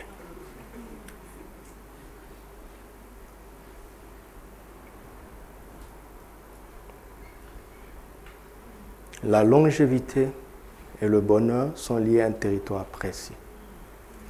Et pour y parvenir, c'est une affaire quotidienne avec la parole de Dieu.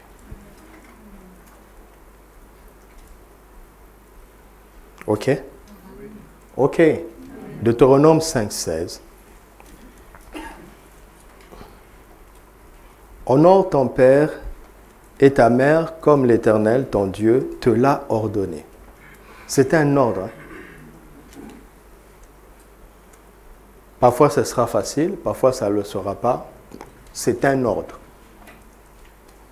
Afin que tes jours se prolongent et que tu sois heureux dans le pays que l'Éternel, ton Dieu, te donne.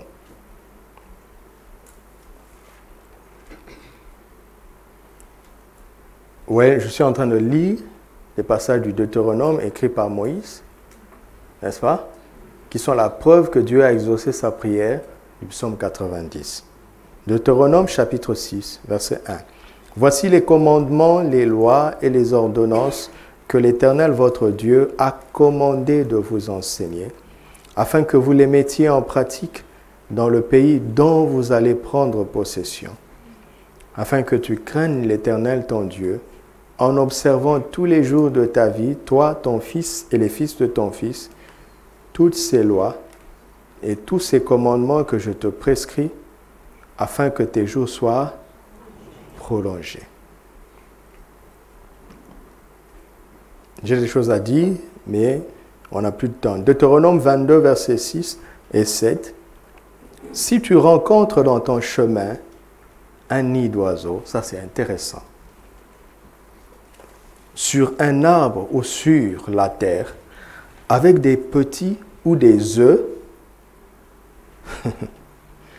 et la mère couchée sur les petits ou sur les œufs, tu ne prendras pas la mère et les petits. Tu laisseras aller la mère et tu ne prendras que les petits, afin que tu sois heureux et que tu prolonges tes jours.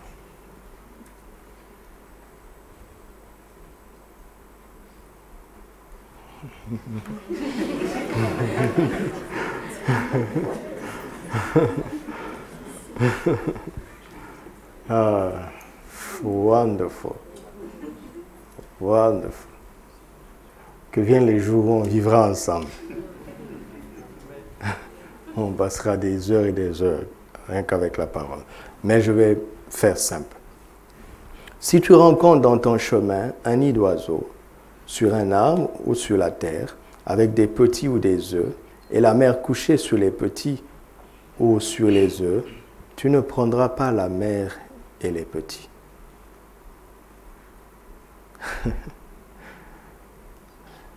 Si tu rencontres quoi? Qu'est-ce qu'il y a dans ce nid d'oiseau? La mère des petits ou des œufs, n'est-ce pas? OK. Et la mère couchée sur les petits ou sur... Non, là, c'est l'atelier maintenant. On a un cas pratique. Qu'est-ce que tu vas faire? Tu as le droit de prendre. Qu'est-ce que tu ne dois pas prendre? Tu prendras quoi? Et si tu fais ça, tu seras heureux. Et tu prolongeras tes jours. Dites Amen. Que Dieu vous bénisse. Si tu fais ça, tu seras heureux. Et tu prolongeras tes jours.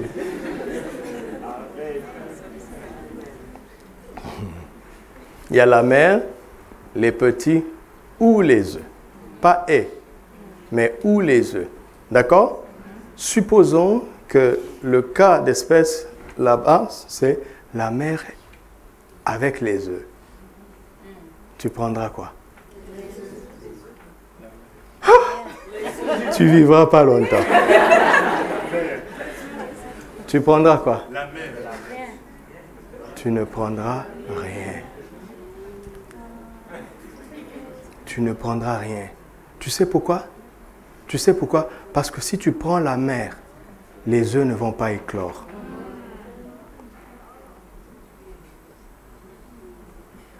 Donc, il vaut mieux même prendre la mère et les œufs.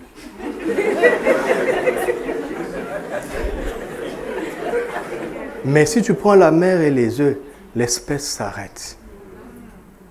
Dans un mois, tu seras dans la famine. Et tu seras malheureux parce que tu as faim, en mauvaise santé, tu auras la kwashiorkor et tu ne peux pas vivre longtemps. D'accord?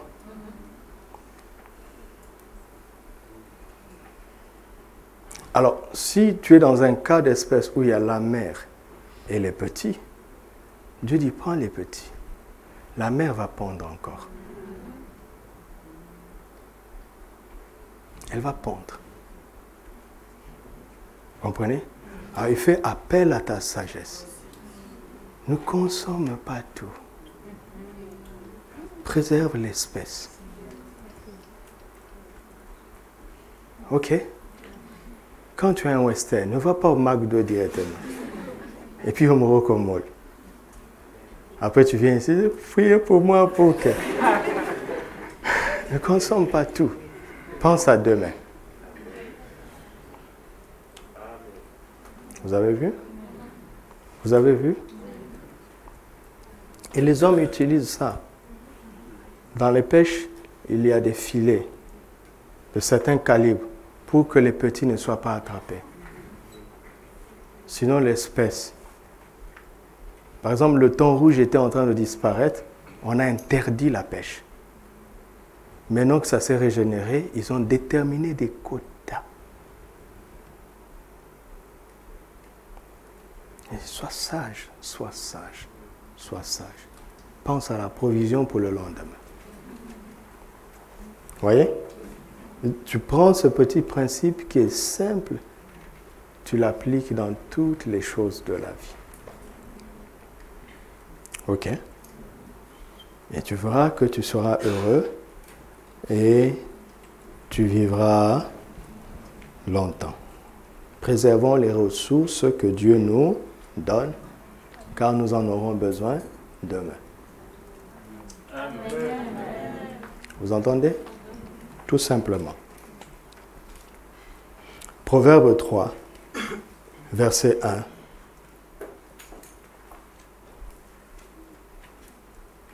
Versets 1 et 2. Mon fils, n'oublie pas mes enseignements et que ton cœur garde mes préceptes, car ils prolongeront les jours et les années de ta vie et ils augmenteront ta paix. Amen. Proverbe 9, 9 à 11.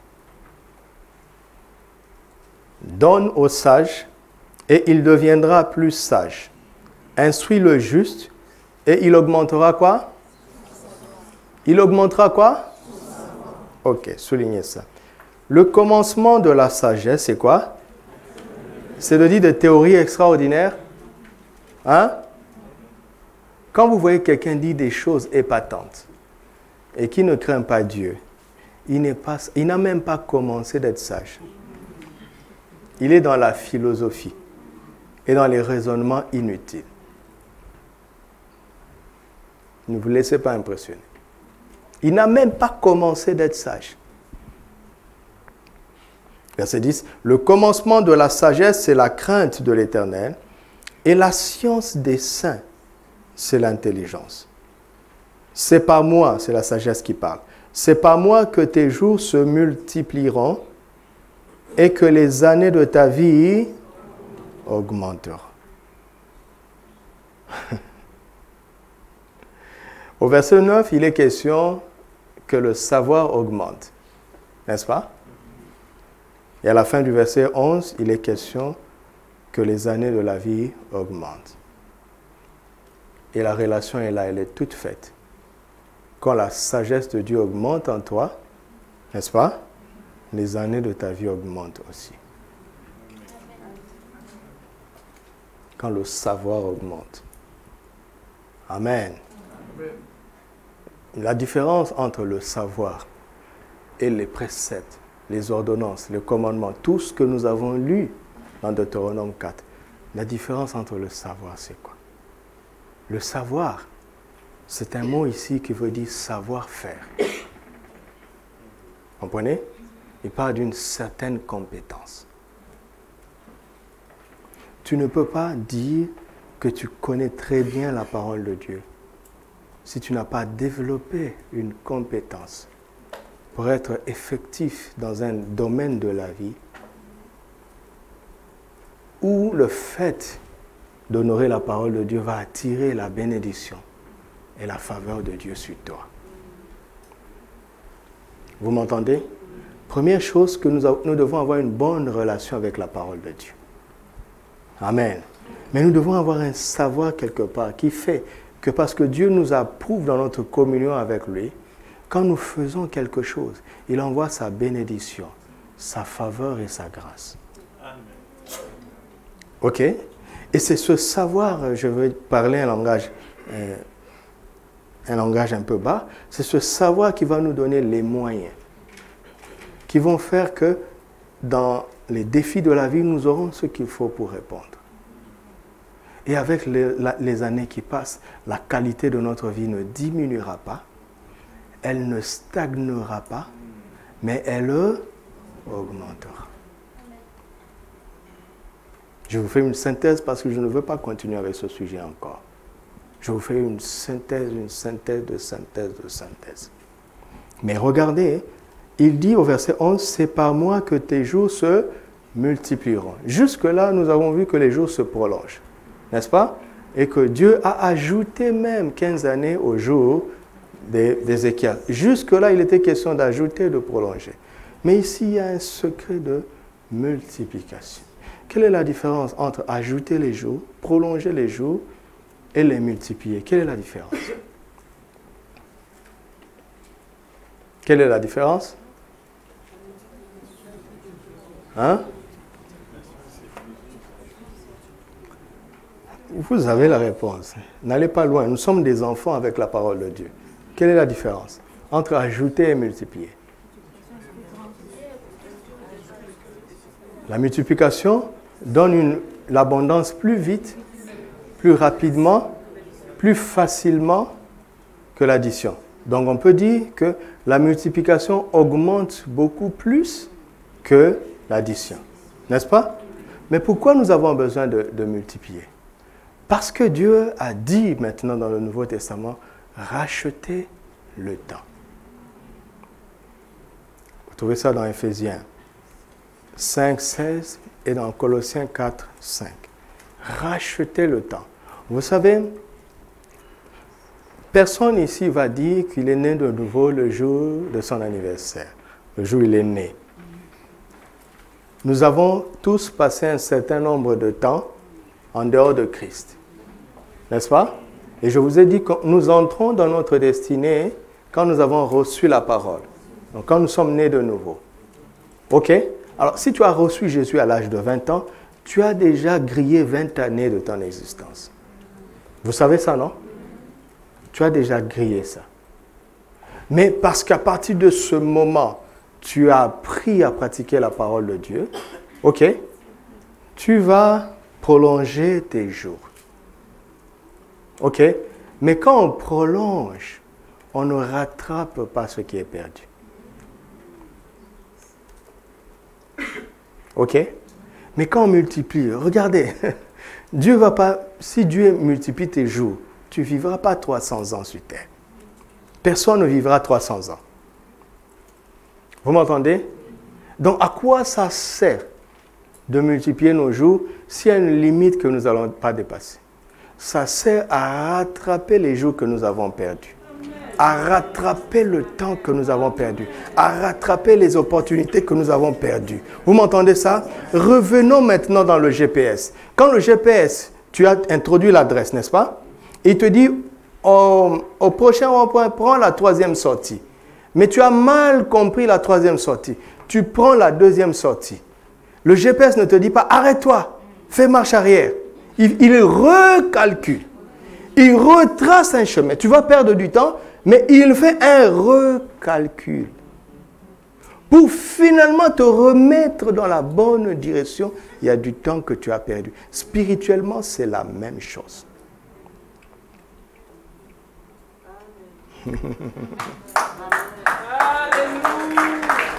Spirituellement, mes amis, c'est la même chose. Écoutez-moi, ne jouons pas avec ça, d'accord? Les jeunes, écoutez, les plus jeunes parmi nous, vous avez intérêt à prendre très très au sérieux tout ce que nous apprenons ensemble en même temps, parce que vous avez un avantage sur nous. Vous avez plus de temps. Nous avons intérêt à faire en sorte que nos enfants soient instruits, comme dans Ephésiens 6, faire en sorte de ne pas les irriter, pour qu'ils ne fassent pas des erreurs. Pourquoi? De telle sorte qu'ils aient peu de temps à racheter. Et c'est dans notre intérêt à tous.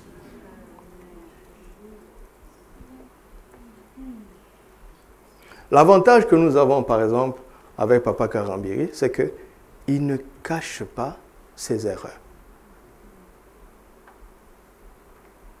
Il y a des erreurs qu'il a faites que je ne ferai jamais parce que je l'écoute. Si je continue comme ça, quand j'aurai 70 ans, je serai plus loin que lui. Et c'est ça que Dieu veut. Nous avons tous bousillé beaucoup d'années avant, mais même en Christ, il y a des jours qu'on perd. N'est-ce pas? La grâce de Dieu est là pour multiplier nos jours, de telle sorte que nous puissions prolonger en avançant et rattraper ce que nous avons perdu. Prions en esprit, simplement. Alléluia. Yenteregada brasaragandarada. Inta karabashenteria nagraman. Rande katerivo sharabantere. Inta baragonteria tere da gaskaramandara. Yende branda kuramante rabashenderega. Le kante brana barababa. Sinta rabakonteria teregada bashaka taranana. Irrebante rakoriantere brande ragada basheriantara dagai. Romandere tekeriata krona barababa. Shiranda korabente brane garascanteria dablam. Iranda kabashere yantara conteria talada. Rende karababa sharada ganteria talada. Romanteria da korabe sanderia talada. Reke bashakantariandera dalada. Roboya siranda kabarababa. Ikanteria dera. Romenderia tabrane ragashatara dagai. Ikamarabo senteria darada. Rondo boshakatarada. Librane brane. Lende barababo shadarada. Yente keria da korabe santeria darada. Yende reba shataria kom. Au nom de Jésus. Au nom de Jésus. Mes enfants, j'ai ouvert un intervalle de grâce afin de vous aider à rattraper les erreurs que vous avez commises, les manquements qui sont à votre crédit. Ce soir, j'ai ouvert un temps de grâce. Certains sont en train de récolter les mauvais fruits des mauvaises semences qu'ils avaient semées. J'ai ouvert un temps de grâce et je supprime ces conséquences. Je supprime ces conséquences. Rendons grâce au Père, rendons-lui grâce. Intabanda bras saragantaria terebo sharama. Lante baragos serianta korabasanterina. Le remanda rababo shatere de gai. Itabrani karaskira manderebo sadaragai. Yekerebo shakatarada. Indarabasa kenteria deredego sharabam. Lente karaman derebasai. Alléluia. J'ai ouvert un temps de grâce pour t'aider à racheter tous les jours que tu as perdus dans ma grâce. Par ton ignorance ou par la paresse ou par d'autres formes de faiblesse de la chair. Mais j'attends de toi de changer de comportement. J'attends de toi de changer de train de vie. J'attends de toi d'honorer ma grâce. J'ai ouvert un temps de grâce pour vous dédommager de ce que vous avez perdu. J'ai ouvert ce temps de grâce pour montrer à votre génération la puissance et la vérité de ma parole. Prenez à cœur ce que je vous dis. Et vous trouverez, vous prendrez possession du pays que je vous donne. Vous serez heureux et vous accomplirez vos jours dans cette terre. Rendons grâce, rendons grâce. Nous te rendons grâce. Papa, je te dis merci pour ta grâce, je te dis merci pour ton amour, je te dis merci pour ta vérité, je te dis merci pour la force des Écritures qui est au-dessus de tout ce que nous pouvons savoir et entendre dans ce monde. Je te dis merci de nous avoir choisis pour comprendre ces choses. Je te dis merci pour la foi que tu nous donnes. Je te dis merci pour la lumière que tu nous donnes et pour le sentier que tu mets sur nos pas, afin que chacun puisse marcher sûrement dans sa destinée et puisse trouver le territoire dans lequel il sera heureux et il vivra longtemps et il accomplira tes desseins dans sa génération. Nous te bénissons, nous te rendons grâce. Nous te bénissons, nous te rendons grâce. Seigneur, nous recevons la grâce de voir nos jours se prolonger, de voir nos jours se multiplier, de voir le savoir augmenter et le nombre de nos années augmenter par la puissance du Saint-Esprit. Ce n'est ni par la force, ni par la puissance, mais c'est le Saint-Esprit qui fait ça. C'est le Saint-Esprit qui fait ça. C'est le Saint-Esprit qui fait ça. Au nom de Jésus. Que le Seigneur rajeunisse chacun d'entre nous au nom de Jésus. Que le Seigneur préserve notre vigueur et notre force au nom de Jésus. Au nom de Jésus. Que le Seigneur nous préserve de toute maladie, de toute infirmité, de tout accident au nom de Jésus. Que le Seigneur nous préserve du filet de l'oiseleur au nom de Jésus. Que le Seigneur nous préserve des choses fatales au nom de Jésus. Que le Seigneur nous préserve des pieds du malin au nom de Jésus. Que la folie n'entre jamais dans nos cœurs au nom de Jésus. Mais que la sagesse de Dieu remplisse nos cœurs au nom de Jésus. Recevez une sagesse pratique dans vos cœurs. Recevez une sagesse pratique dans vos cœurs. Recevez une sagesse pratique. Que vos cœurs s'appliquent à la sagesse de Dieu.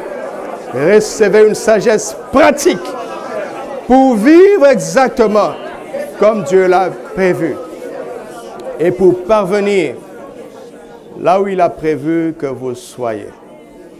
Au nom de Jésus, j'y arriverai par ta grâce. J'y arriverai par ta grâce. Je n'échouerai pas. Ma vie ne peut pas être un échec.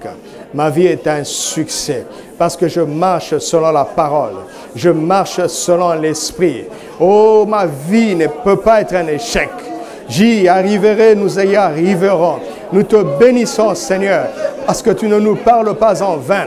Cette réunion n'est pas une réunion de plus, mais c'est un temps de rencontre avec ta parole précieuse et ta parole vivante pour diriger nos pas exactement là où nous devons aller. Béni soit ton Saint-Nom. Béni soit ton Saint-Nom. Béni soit ton Saint-Nom. Béni soit ton Saint-Nom. Alléluia. Alléluia. Allez au piano et entonnez-nous ce cantique. Les bontés de l'Éternel ne sont pas épuisées. Alléluia. Alléluia. Nous allons chanter ça comme une confession, comme une adoration. Une adoration chantée, une confession chantée. Chaque matin, nous voulons nous renouveler dans ces bontés. C'est là notre secret pour avoir des jours de qualité. Les bontés de l'Éternel. Levons-nous, s'il vous plaît. Épuisé,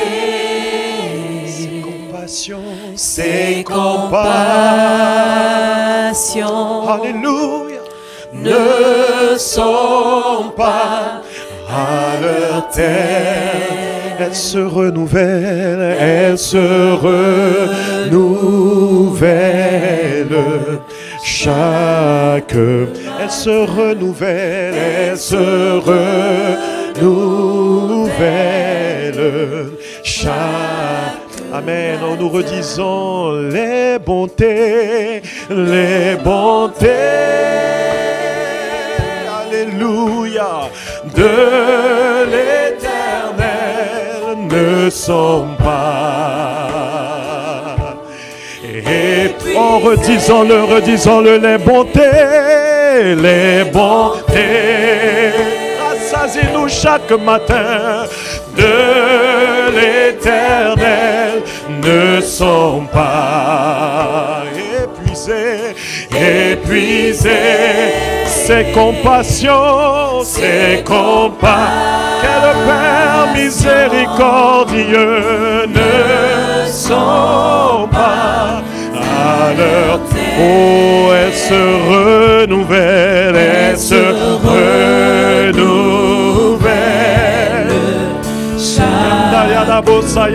Elle se renouvelle, elle se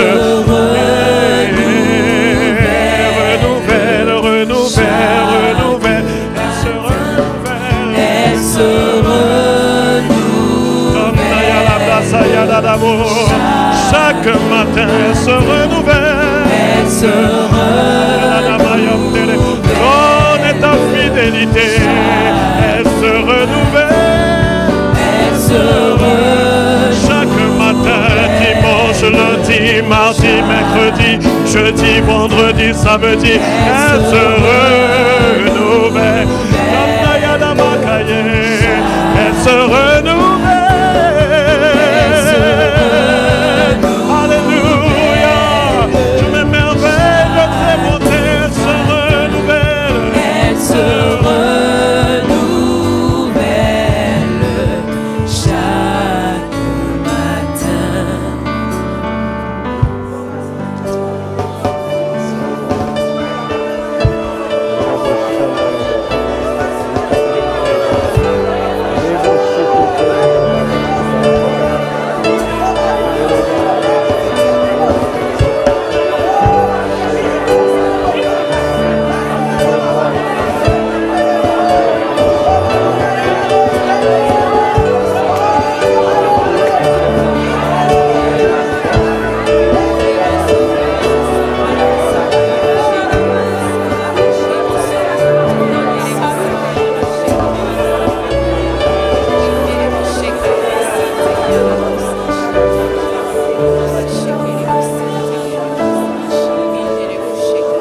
Nous allons faire un dernier sujet de prière.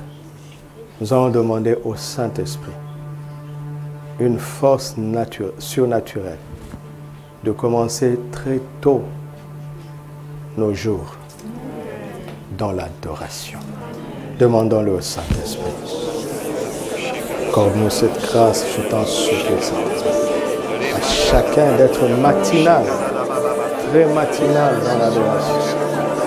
Très matinal dans l'adoration. C'est capital, c'est capital. Accorde à chacun la grâce et la force surnaturelle d'être matinal dans l'adoration. Matinal, très matinal dans l'adoration. Dans l'adoration. Dans l'adoration. Dans l'adoration.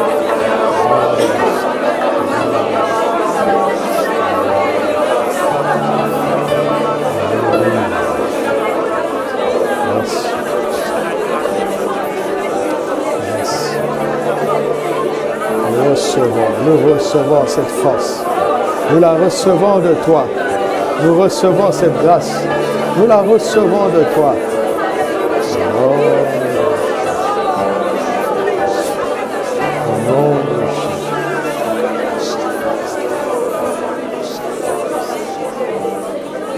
Jésus. Au nom de Jésus, nous sommes exaucés. Au nom de Jésus, nous sommes exaucés. Acclamons le Seigneur.